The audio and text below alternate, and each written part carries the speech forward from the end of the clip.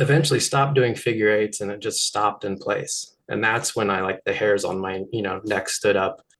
The phone, the camera quality back then was just so terrible that I could barely even get the buildings. So that didn't work out. I ran into the station to try and get somebody to come out and check this out with me, right? Am I going crazy? Um, so the challenge becomes, okay, how do we review this data and this much data? We would almost need a team in itself to just manually watch this. So for that, we need machine learning, we need AI built into the system, real time. Well, first kind of post process, but eventually we need to get to a stage where there's AI in the system and it's letting us know, hey, something interesting happened here. Yeah, it's a long process. It takes a lot of patience, but in the end, it's a huge payoff to do this right. The following is my conversation with Ezra Kelderman. Ezra is a mechanical engineer, quality and regulatory expert in the medical device industry. He's a current project manager and system engineer for the Galileo Project at Harvard. He's also a hobbyist racing driver, an all-round tinkerer and musician. He's Keldez on all platforms. In this conversation, we discuss what first piqued Ezra's interest in the UFO UAP subject, his own sighting in his younger days, and how he found his way into Harvard's Galileo Project. He's a fascinating guy working on a fascinating and important project. So, the following is my conversation with Ezra Kelderman.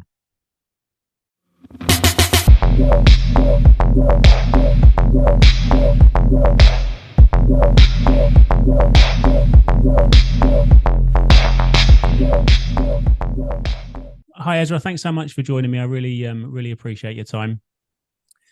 Thanks for having me, Jimmy. No, my pleasure. My pleasure. If it's all right, I know that you're heavily involved with Galileo Project. I wanted to sort of jump into you first of all before we kind of go into that, if that's okay. I'm kind of interested. Normally, when I speak to people on this podcast, it's generally because I know they've got an interest in UFOs, UAP, ET, that kind of side of things, purely because they've either liked something on my Instagram page, which is a UAP Instagram page, or they follow, or somehow there's been some kind of link or connection. I know, okay, they've got to have some interest, otherwise they wouldn't be liking that. But with you, we kind of met through a sort of third party, and so I'm not entirely sure that you have got an interest in sort of the UAP UFO world, and I'm assuming so because you're involved with the Galileo Project. But what's your kind of background, and what are you interested in the subject, and what are your kind of interest in the field? Sure. Yeah, I'm absolutely interested in it. And it goes way back to, gosh, probably when I was 4 or 5 years old. I don't know if you remember the original Unsolved Mysteries from back in the 80s, 90s, when Robert Stack was the host.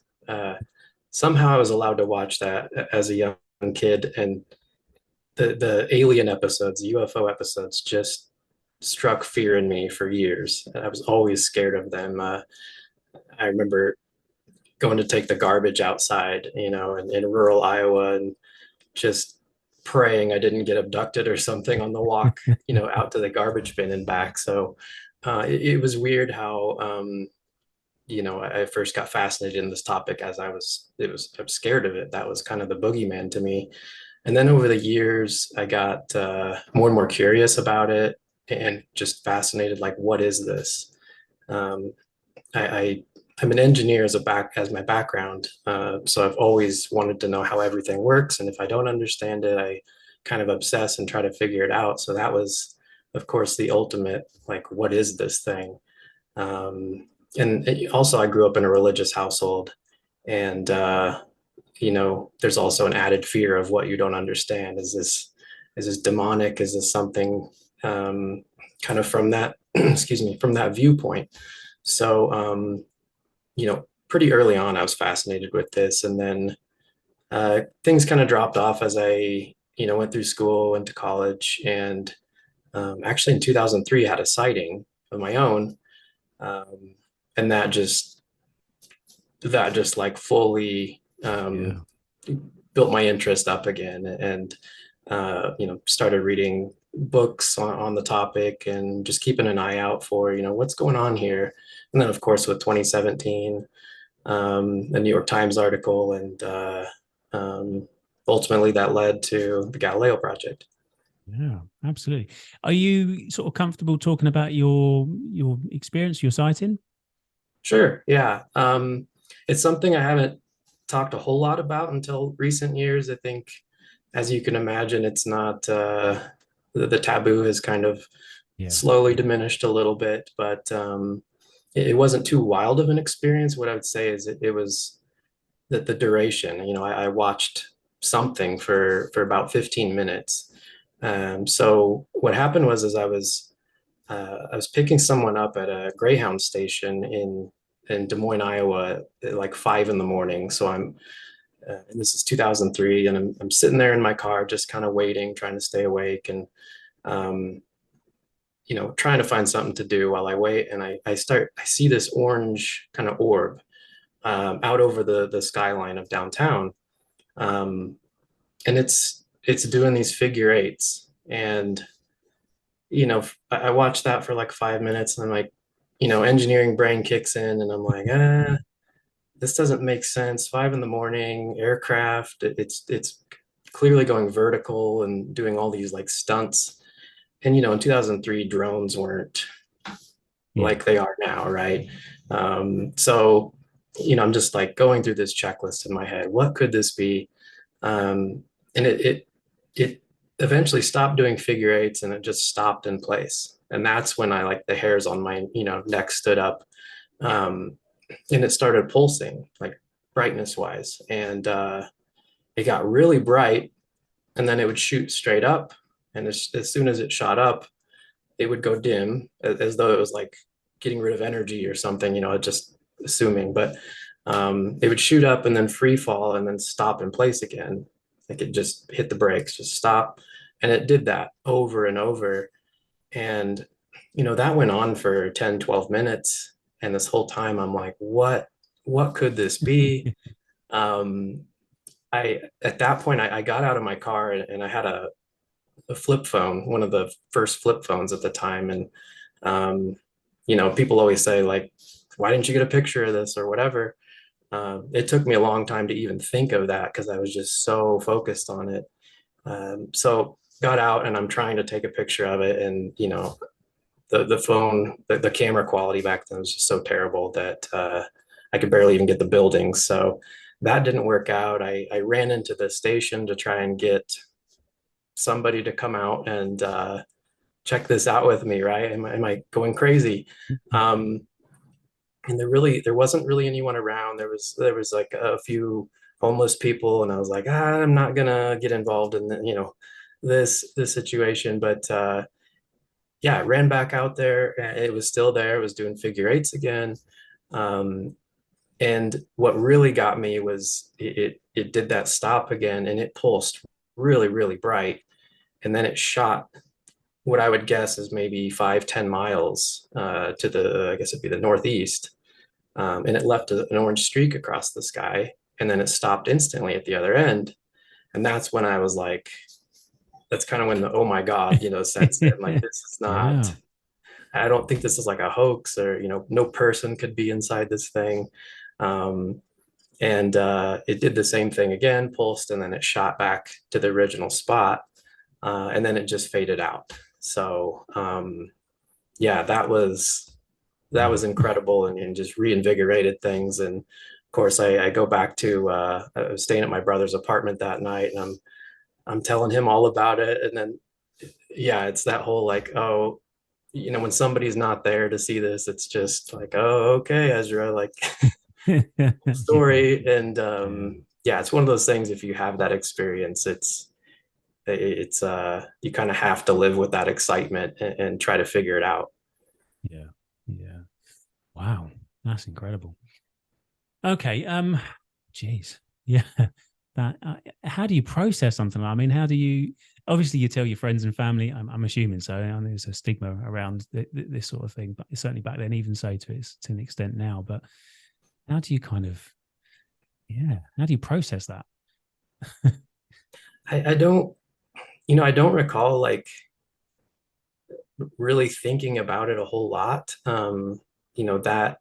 That week or so was on my mind a lot, and I was excited about it. Um, and that kind of led me to just more like looking up the topic. I looked up sightings in the area, see if anyone reported it on the news, that those kinds of things. And I one thing that was interesting is I found, I think, a couple other reports of exactly what I saw, but previous years in the same area. So that almost frustrated me more. Um, but yeah, it's kind of one of those things, and I hear this a lot from other people that have sightings, is they just kind of go on with their normal life, and I think about it from time to time, and it's exciting, but what can you do, Yeah. Yeah. Okay, so how did you end up getting into and being involved with the Galileo project? And for anybody that doesn't know, I mean, I kind of almost not quite forced. I wouldn't use the word forced, but I encouraged my partner to sit with me for the last hour and watch presentations by Avi Loeb about the Galileo project. So just because I just wanted to kind of refresh. I did know about it, and I'd kind of been aware, and I'd seen some bits and pieces put out in the past, but I wanted to kind of have a quick look and see if there are any kind of updates that would help me have a conversation with you, I guess. But so I'm fascinated by it, but there'll be some people that perhaps don't know about it. So how did you get involved, and are you able to kind of summarize what the project is? Yeah, absolutely. So Galileo Project started up late summer of 2021. About a month after it had started up, let me back up a little bit. I saw Avi Loeb on a Joe Rogan podcast. And I was like, well, this guy's interesting. And he's talking about Oumuamua. At that time, I had been, working in the medical industry, both as a kind of a mix of an engineer and a regulatory quality manager. And of course, we were in the throes of COVID. And it was really, I was just starting to kind of get a reminder every day of like, I'm not passionate about this the way I am about, this topic and other kind of fringe related topics. So yeah, I think just one day I sat down, sent Avi an email, and was like, hey, I see what you guys are doing. It's super interesting. Um, I didn't know what to offer. In my mind, it's a bunch of astrophysicists, and I'm this lowly engineer that can't follow their conversation, and I don't know what to do. But something I had done during the pandemic is, a lot of people picked up strange hobbies and just, new things. I started doing music production. So I was making kind of, cheesy electronic chill music. And so I had just went on this crazy streak of working on an album and released this album. And that kind of gave me just enough confidence to be like, hey, Avi, if you guys are doing any media stuff and you want like a jingle or some tune to go with it, I'd love to like volunteer or offer that. Uh, not sure how that would like go, or get my foot in the door, but he replied to me the next day. And this is at the pretty close to the start of the project. It was a month in. So yeah, he got right back to me, asked me to join one of their calls, and got on the call with a decent sized group. And of course, I'm like immediately intimidated, and there's scientists, astrophysicists talking about things. And I kind of followed where we're going with the conversation. But the theme I sort of saw was there's all these grand ideas, and everyone's excited, and we're going to do this. But the question was always like, okay, how? Like, who's going to build this, and what are we, how are we going to do it? Yeah. And I've always been kind of that role in my previous work, like, oh, we need this built, or we need to figure out the logistics of this. And so I just kind of, it's like, I can do that. And over the weeks, I got involved in the engineering of our first observatory system. And for those that don't know, early on in the project, the major focus was to design and build an observatory system that covers infrared, visible light spectrum, infrasound, ultrasound, audible. So pretty much any modality we could possibly capture, we want to put in this package, get it out there, get our own data on, hopefully we capture a UAP or something, and really put this subject through the rigors of the scientific process, get peer-reviewed papers published, really try to lower the stigma that surrounds this topic, especially in the scientific community, because we've seen this cycle go on and on and on, where what are seemingly credible witnesses and multiple witnesses corroborate on something, it just never grabs the public's attention. Nobody wants to do anything about it.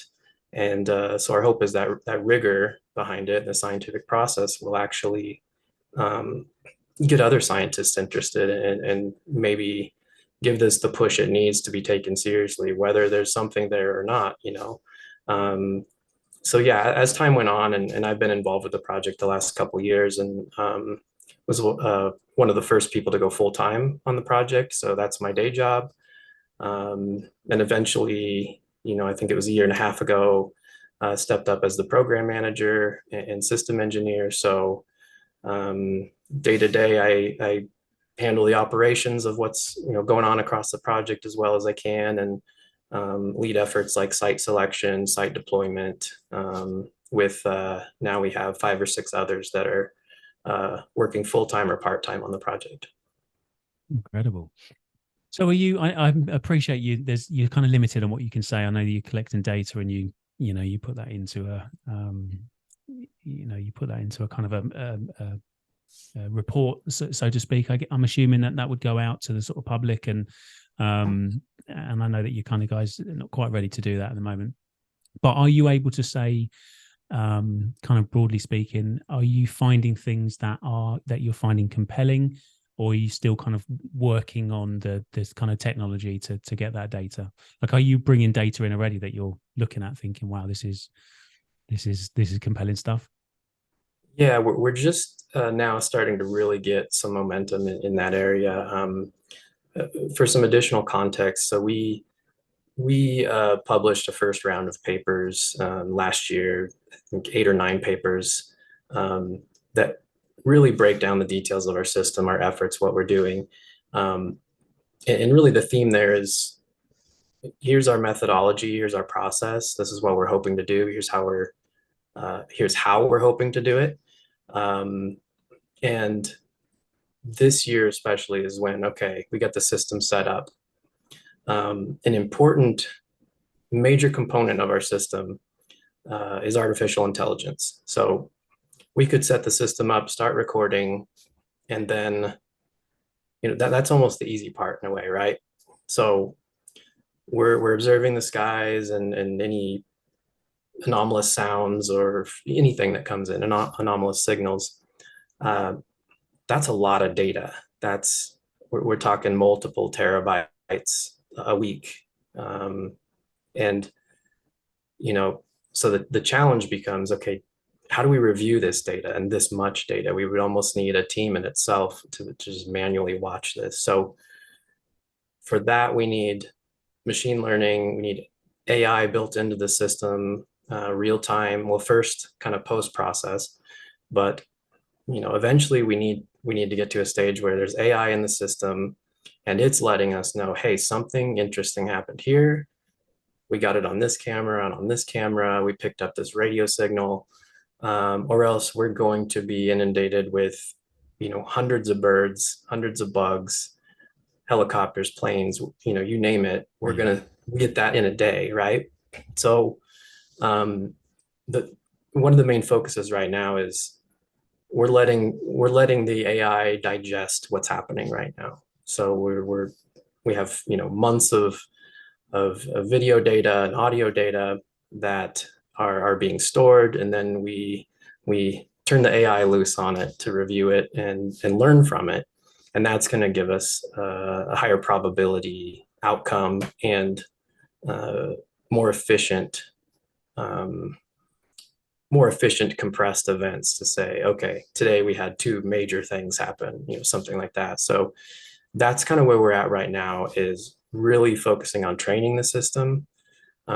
Yeah, we have hundreds of hours of content, but and I've sat down and watched 6 hours of infrared video, and it's cool to see planes fly over and birds fly around, but to really get some efficiency out of the system and make the most of, we're a small team, um, 90 or probably 90% volunteers.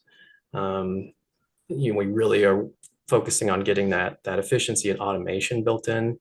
So there's sort of a race between quality of the system and how smoothly we operate, as well as quantity, which is something I'm focusing on now. Is of course, when you have a phenomenon that's going on all across the world, and there's always a debate around where is it happening? Are there hot spots here? No, I think there's a hot spot here, and so we need to get copies of our system set up in locations that we think are likely, or just multiple locations in general, and get more corroboration for our data. Yeah.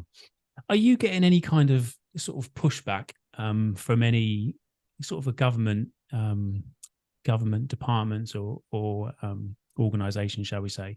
Because it's always been up until it sounds very recently, it's always been the government that have kind of been in control of the airspace and monitoring and collating the data. NASA, who is a government related organization, whereas here you've got a kind of an independent organization that comes along and actually has some really good technology to start monitoring the skies, and that used to be their wheelhouse, and now it's kind of, there's an independent looking and potentially might find something. Have you had any interest from them, or any that you're able to sort of talk about, or have they generally left you alone? Yeah, I think at a high level, I think the tone I've gathered is maybe curiosity. Um, it's early on when we started planning to really hit the ground and collect data. You get all these thoughts in your head and discussions among the team of like, the men in black going to show up and like say, shut your system down. But really there hasn't been that much. And we have one system deployed right now. We're in the process of deploying a second. There's a big difference between deploying in rural Massachusetts versus um, you know the desert in Nevada next to Area 51. Like, Yeah, yeah, we're being very careful about, I guess, ruffling feathers, not knowing necessarily what that might do. But I think there's a way we can do this effectively without bringing too much attention from that angle. Um, I would say probably the biggest pushback, or at least the sort of the loudest voices we may get, would be, kind of from the full-time debunkers or skeptics, or um, maybe people that don't see the long-term picture of what we're doing. I've got multiple questions of like, okay, the Galileo project set up in 2021. Where are the results in 2022? Like, yeah. where's the UFO? Oh, they already have one, and they're bought into it, or it's, Yeah, you're always going to have that. And if you comb the UFO Reddit too much, you go 1,000 different directions. So or else you're back to square one, which has happened with so many different efforts in the past, where you miss one little detail, or make a claim about something you're not sure about, or you don't have all the data you need. Then all of that effort you just put in is back to square one. yeah. We do seem to have that in the, I call it the UFO community, but people that have an interest in it, we want it now. We want the instant data, and we want to see a ship, and we want it brought out. Yeah, we're quite an impatient bunch. Would you say that you've got kind of all of the technology that you need? Could you think of any kind of technological advances that would really help you along the way? Or do you think that you've kind of got a handle on the tech that you need for collecting the data? Yeah, that's a good question. I think in terms of types of tech, we're in a decent place.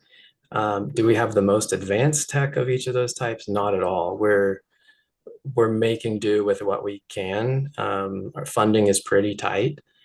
Uh, do we have the infrared cameras that if we had a blank check, we would we're far from that, right? And even as you know, the military has access to different hardware, kind of the next step up than civilians. So yeah, I would say there's some areas where there's much shinier gadgets we would love to get a hold of, not just for observing the skies, but site surveying, just data analytics, data management. Um, Gosh, one thing we've talked about in the last year is like GIS mapping, doing something really cool with probabilities of sightings in certain areas, and I'm sure you've seen over the last couple of years different maps produced of how to digest the different UFO report data. So yeah, I think we could definitely use some upgrades in some of our tech, and not only upgrades but copies of those systems.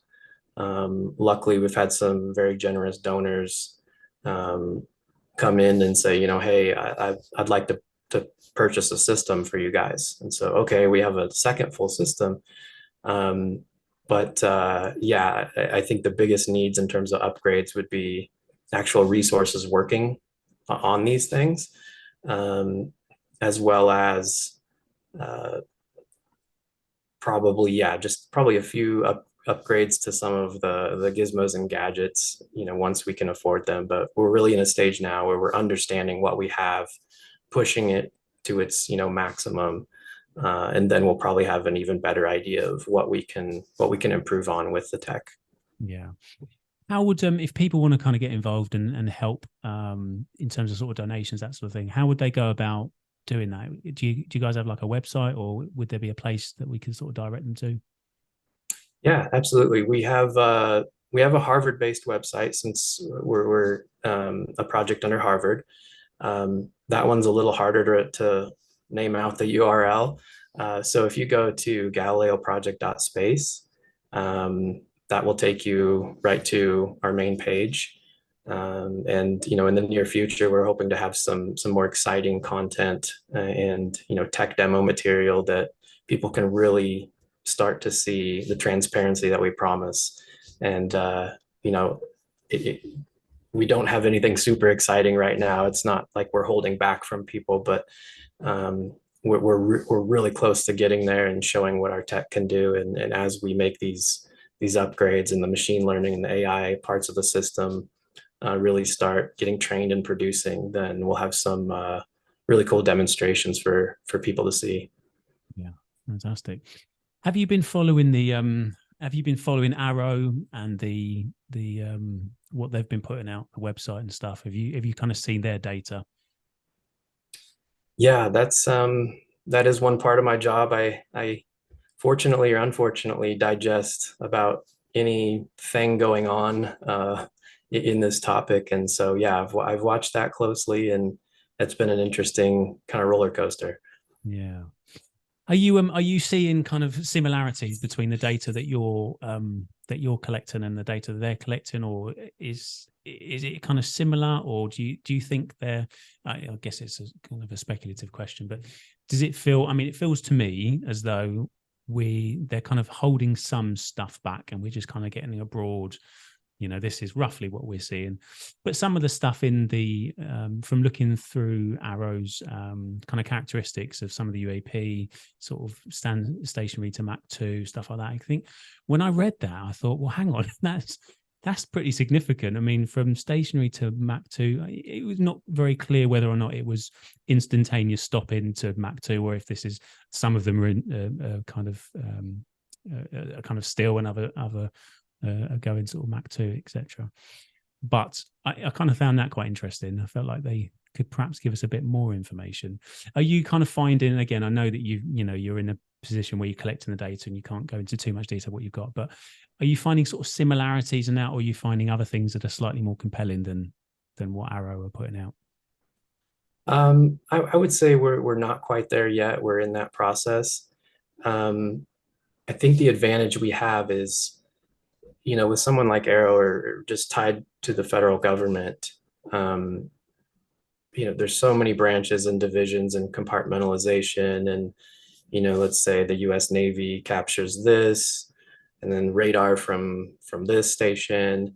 And by the time it gets to Arrow, if it even does, it's gone through just so much bureaucratic red tape, and also, national security considerations. And probably this committee has to meet when Congress is not in reset. And it's painfully slow. I mean, look at the Tic Tac video, the Nimitz incident that, 2004. And here we are, just a few years ago, it kind of came to light, and not through sort of standard means. So I think there's some similarities in that we have to be careful in how we do this, but for a little bit different reasons.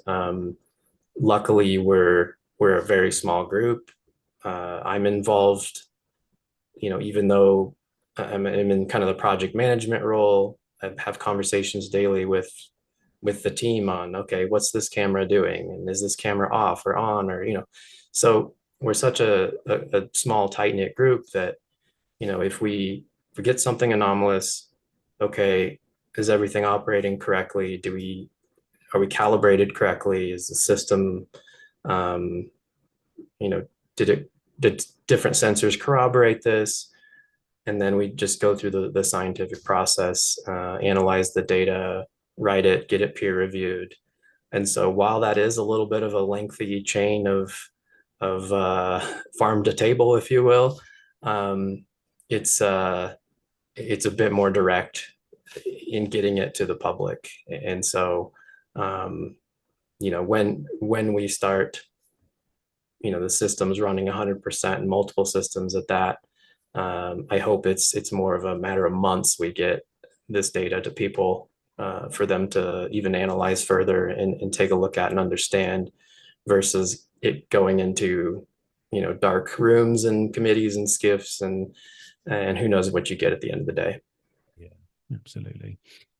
Fantastic. Oh, well, it's exciting stuff. So when are you likely to kind of produce something for the public to kind of have a look at, like a report? When have you got kind of a rough idea, or is it a wait until you've got suitable data, or you got like a rough date? Yeah, so we're in kind of our heaviest data gathering process that we've had, and we're in that right now so far. And it's just going to increase over the next few months. And we're hoping to get some papers out, our next round of papers with some data analysis, hopefully in the spring. That's our target.